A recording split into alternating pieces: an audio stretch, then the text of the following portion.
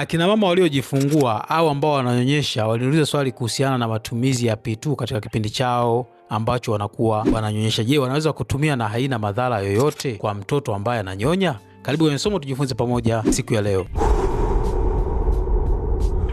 Kama ni mara ya kwanza kuweza kutembelea channel yangu, unaweza kusubscribe hapo chini uendelee kujifunza kuhusiana na afya ya mjamzito, lakini vile vile na mtoto mchanga. Sasa wakina mama wengine waliniuliza maswali kuhusiana na matumizi ya P2 ambayo kitaalamu tunaita ni Postinol 2, ambayo tunasema kwamba ni dawa ya uzazi wa mpango ya dharura ambayo mtu anaitumia mara baada ya kuweza kufanya tendo la ndoa ndani ya masaa 72 au ndani ya siku 3 toka afanye tendo la ndoa. Sasa dawa hii ndani yake huwa inakuwa na homoni ambayo tunaita levonorgestrel. Sasa mara nyingi huwa inategemeana kwa sababu tunajua kuna P1 na vile vile kuna P2. Sasa P1 yenyewe tunaita ni Postinol 1 ambayo inakuwa na homoni hiyo hiyo moja, lakini kuna utofautiano wa zile dozi. Sasa dawa hizi huwa zinatumika katika kuzuia mimba endapo kama mtu ameshiriki tendo la ndoa, labda hatumii uzazi wa mpango wa muda mrefu, lakini akaamua amefanya tendo la ndoa au kwa bahati mbaya akafanya tendo la ndoa na mwisho wa siku anataka kuzuia mimba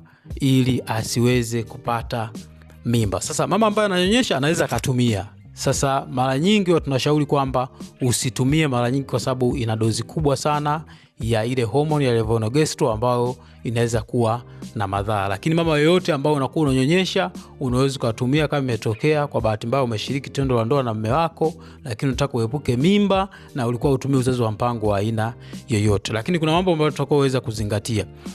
Jambo kubwa tunasema kwamba ukiwa umeitumia, kwa sababu kuna kiwango kidogo ambacho kinaweza kuvuka kwenda kwenye maziwa yako na mwisho wa siku mtoto akanyonya yale maziwa yako akapata homoni hiyo.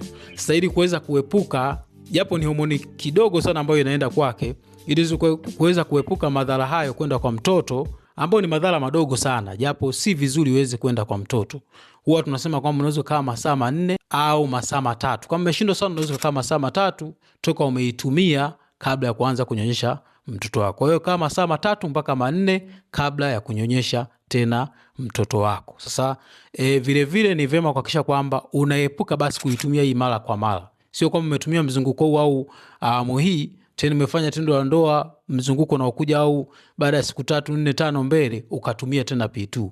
Sio salama. Ni vema kuweza kutumia uzazi wa mpango wa muda mrefu kama vile vidonge ambavyo tunaita POP ambao vina progesterone peke yake, ambavyo havina estrogen. Havitapunguza maziwa. Lakini vile vile unaweza kutumia Copper T au kitanzi cha kuweka kwenye mji wa uzazi ambao vinavyopatikana kwenye nchi yetu ni zile Copper T, japo kuna vitanzi vingine ambavyo vinakuwa na homoni hiyo ya levonorgestrel ambayo mara nyingi ni progesterone na haina madhara kwenye mambo ya maziwa au kupunguza maziwa au sijui inabidi umwachishe mtoto kunyonyesha kwa sababu natumia. Hapana. Kwa hiyo unaitumia bila kuwa na changamoto yoyote. Kwa hiyo POP au progesterone only pills au mini pill unaweza kutumia katika kipindi chako ambacho unanyonyesha. Unakunywa kidonge kimoja kila siku kama wale wanaokunywa COC, lakini tungubi kwamba ukitumia zile COC mara nyingi zinakuwa na estrogen, zinaweza kupunguza maziwa kwa mtoto wako au utengenezaji wa maziwa, na mwisho wa siku ukapata changamoto ya ukavu, ukawa una maziwa, ikabidi utafute mbadala wa chakula kwa mwanao. Kwa hiyo unaweza kwenda hospitali ukapewa uzazi wa mpango wa muda mrefu. Kwa hiyo P2 itumike tu pale ambapo inaonekana kweli ni dharura. Ndio maana inaitwa emergency contraceptive pill na inatumika kipindi ambacho ni dharura, labda mtu alikuwa anatumia condom ikapasuka na mwisho wa siku kwa kuepuka mimba ukatumia.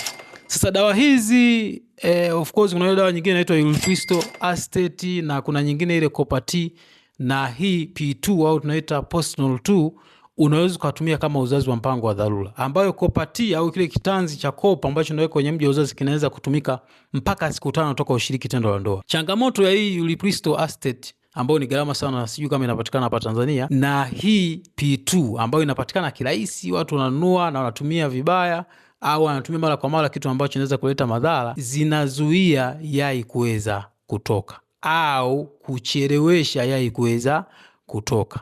Sasa ukishiriki tendo la ndoa au ngono baada ya yai kuweza kutoka, hizi ulfistol acetate na hii P2 ambayo tunaita Postinol 2 au emergency contraceptive ambayo inapatikana kirahisi haziwezi kuzuia wewe kupata mimba. Manake yai likishatoka zikikutana na mbegu mwisho wa siku mimba itatunga hata kama umetumia P2, kwa sababu yenyewe kazi yake ni kuzuia yai lisitoke. Kwa kama mtatumia muda mfupi kabla ya yai kuweza kutoka au muda ambao yai halijatoka, basi itachelewesha yai kuweza kutoka au itazuia kabisa yai lisitoke kwa mwanamke. Ila ukitumia yai limeshatoka, uwezekano wa kupata mimba ni mkubwa. Na mara nyingi tunashauri utumie ndani ya yale masaa 24 ambayo ina 85% mpaka 95% ya kuweza kuzuia mimba. Ukianza kutumia masaa 48, ujue unapunguza uwezekano wa kukosa mimba. Kwa hiyo unaongeza uwezekano wa kuweza kupata mimba, hasa ukitumia baada ya masaa 48 ambayo mara nyingi inapungua kabisa ile 1% mpaka 58%. Ila ukitumia mfano ovulation imeshatokea au yai limeshatoka, uwezekano wa kupata mimba ni 99% mpaka 100%, kwa sababu yenyewe inazuia yai lisitoke. Sasa kama yai limeshatoka, haiwezi kuzuia mimba zisijishikize kwenye mji wa uzazi, wakati Kopa T au kile kitanzi cha kopa kinaweza kuzuia mimba isijishikize kwenye mji wa uzazi. Kwa hiyo inaweza kuwa imetunga na isijishikize kwenye ukuta wa mji wa uzazi, au ikaharibu mimba kuweza kujishikiza kwenye mji wa uzazi. Kwa hiyo Kopa T iko vizuri, japo ndio hivyo, inahitaji mtaalamu, na kama umeshafanya tendo la ndoa inabidi uende hospitali wa kuingizie kile kitanzi. Kwa hiyo wewe kama unanyonyesha, una mpango wa kupata ujauzito kwa kipindi cha miaka kadhaa, ni bora basi ukimbilie kwenda kutumia Kopa T au ukatumia uzazi wa mpango wa muda mrefu, kama ni sindano au vidonge utakunywa kila siku.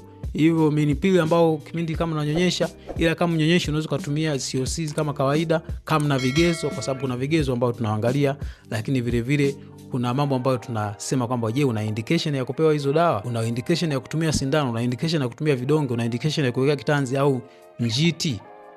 Lakini kama una indication, basi daktari au mtaalamu atakuelekeza njia nyingine, atakupa faida na hasara zake. Kwa hiyo tuzingatie tu kwamba uzazi wa mpango wa dharura unatumika pale ambapo kweli ni dharura.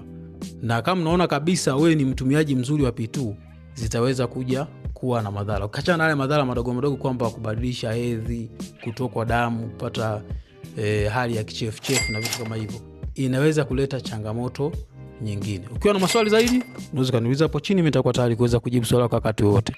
Sasa inawezekana unajiuliza maswali, njia zipi za uzazi wa mpango ambazo ni za kiasilia, yani uhitaji kuweka labda njiti, sindano, ambazo unaweza kuzitumia wewe katika kipindi cha maisha yako? Labda inawezekana ushajifungua, ni njia zipi ambazo unaweza kuzitumia za kiasilia bila kutumia madawa? Unaweza kwa click suggestion hapo ukasikiza video kuhusiana na uzazi wa mpango wa asilia. Na kama utakuwa na swali, niulize hapo chini, mimi nitakuwa tayari kuweza kujibu swali lako wakati wote. Karibu sana.